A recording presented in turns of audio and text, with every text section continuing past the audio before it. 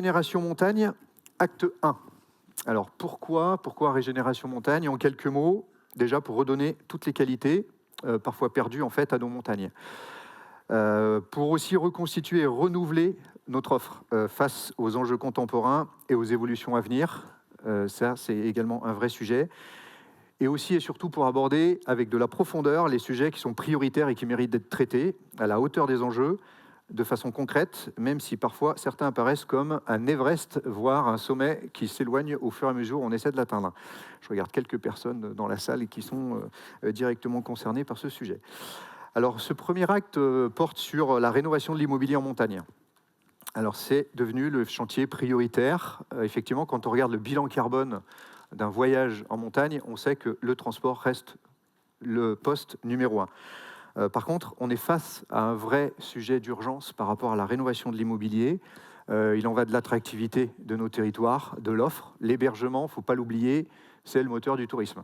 Le touriste est défini par « je passe une nuit dans une destination ». Et on est face en fait à d'énormes enjeux de transition, de rénovation énergétique, avec une forme d'accélération en fait qui est arrivée avec la loi qui est sortie donc en novembre de l'année dernière avec un nouvel horizon qui est celui de 2034. Donc on a également souhaité vous partager ce sujet parce qu'on a également du contenu, vous le savez. Donc c'est bien une priorité absolue aujourd'hui et si on n'est pas collectivement au rendez-vous, il est à craindre que tout un pan de l'activité dans nos montagnes, en fait, s'écroule. Donc, l'urgence est là. Et puis, avec un petit brin de cynisme, je me permettrai de dire que si on n'arrive pas à répondre à ce sujet, on aura potentiellement résolu pas mal d'autres difficultés, comme le logement de la population permanente ou les problématiques de déplacement. Donc, c'est bien l'urgence. Et je vous propose, en fait, de laisser la place pour introduire ce colloque à Nathalie Delattre, qui souhaitait intervenir malgré ses obligations qui l'empêchent d'être avec nous aujourd'hui. Madame la ministre, chère Marina Ferrari, monsieur le délégué montagne d'Atout France, mesdames et messieurs les élus, mesdames et messieurs les acteurs de la montagne. Je suis vraiment désolée de ne pouvoir être parmi vous aujourd'hui à Grenoble où je me suis rendue en janvier dernier pour le salon Destination Montagne, mais je dois assurer plusieurs rendez-vous à Matignon. Je remercie les équipes du pôle montagne d'Atout France et tout particulièrement son délégué montagne Sylvain Charlot pour l'organisation de cette journée en partenariat avec les équipes de François Vorer de la Caisse des dépôts. Je tiens à saluer dans votre assistance la présence de Jean-Luc Bock, président de l'Association nationale des maires de stations de montagne, Janine Dubier, représentant l'ANEM, et Dan Marty, présidente de Domaines skiables de France. Comme au rugby, sport qui m'est également très cher, vous formez un pack puissant et soudé pour défendre les spécificités de la montagne. Sachez que vous pouvez compter sur mon soutien. Le changement climatique interroge souvent notre secteur touristique et vos modèles économiques. Parmi ces interrogations, celle de la rénovation du parc immobilier existant est un sujet qui mérite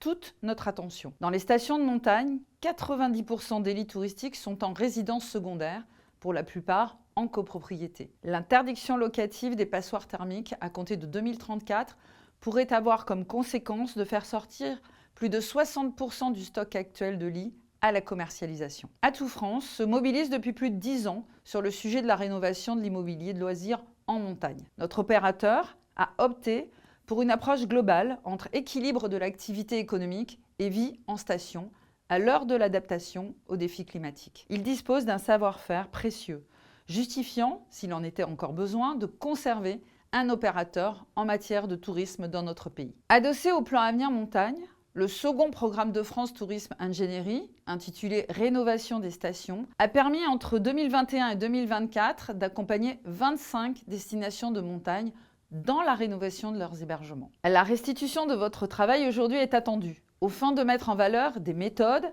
et des outils d'intervention pour la rénovation globale des copropriétés, tant en termes touristiques, pour mieux répondre à la demande et aux besoins de la clientèle, qu'énergétique, sachant que la performance énergétique des copropriétés dépend à 80% des travaux votés en Assemblée générale. À votre contact, j'ai pu mesurer combien l'adaptation et l'anticipation font partie de votre vie quotidienne. Je sais combien vous êtes à la pointe de l'innovation.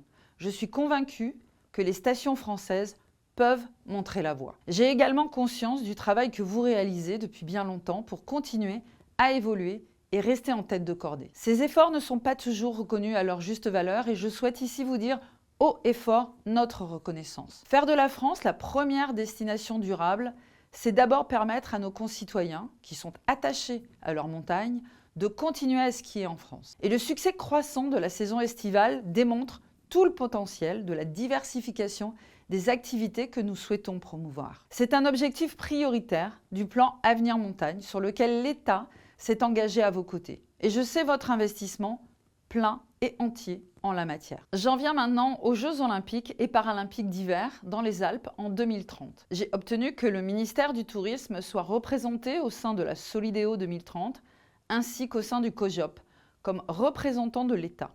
Ceci permet de rappeler la dimension touristique de ces Jeux de la montagne aux côtés de la primauté sportive. N'en doutons pas, ces Jeux seront une fabuleuse vitrine de nos savoir-faire, de l'aménagement de la montagne. Ils doivent nous permettre de tester des approches innovantes et d'élargir certains champs d'intervention. Nous serons toutes et tous au rendez-vous, j'en suis certaine. En attendant, je vous souhaite un bon colloque. À bientôt. Merci Madame la Ministre pour ces propos introductifs. Donc on est effectivement désolé qu'elle puisse être avec nous aujourd'hui. Alors, cette journée, on va la passer tous ensemble. Bon, pas de regret, il ne fait pas forcément très beau dehors. Elle va se dérouler en 3 temps. On peut peut-être le résumer ainsi. Le premier temps, ça sera un peu le passé. Donc le bilan en fait du travail qu'on a engagé il y a déjà quelques années, fondé aussi sur des témoignages, donc sur un sujet assez tentaculaire. Donc ça va être effectivement, ça va nous animer toute la matinée et vous permettre en fait de rentrer un petit peu plus en profondeur sur 5 outils ou approches qui nous ont paru essentiels de développer, de vous porter à connaissance. Donc une première en fait sur la caractérisation du parc immobilier, une deuxième sur sa quantification. Donc on a une table ronde où on aura le CEREMA et URBS en fait qui seront présents. Donc une deuxième sur le dimensionnement de l'offre d'hébergement en rapport à une offre touristique avec un outil qu'on avait été amené à développer en collaboration avec Domaine Skiable de France notamment.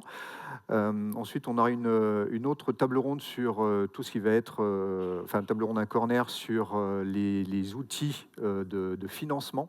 Donc, temps de retour sur investissement quand je suis propriétaire d'une résidence secondaire et que je mets en location. On aura également une table ronde sur la fresque de la rénovation. Donc ça, c'est un outil qu'on a été amené à développer. Pardon ? Ah, l'analyse des retombées économiques, pardon. Et heureusement qu'il est dans la salle pour me le rappeler.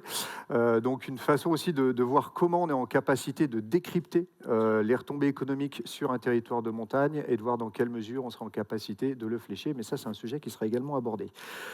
Et ensuite, on aura l'après-midi orienté sur le futur, avec donc 3 tables rondes, une table ronde politique, une table ronde technique et une table ronde financière, pour justement aborder ces sujets et surtout nous mettre collectivement en action. Parce que la finalité de ce colloque, c'est bien ça.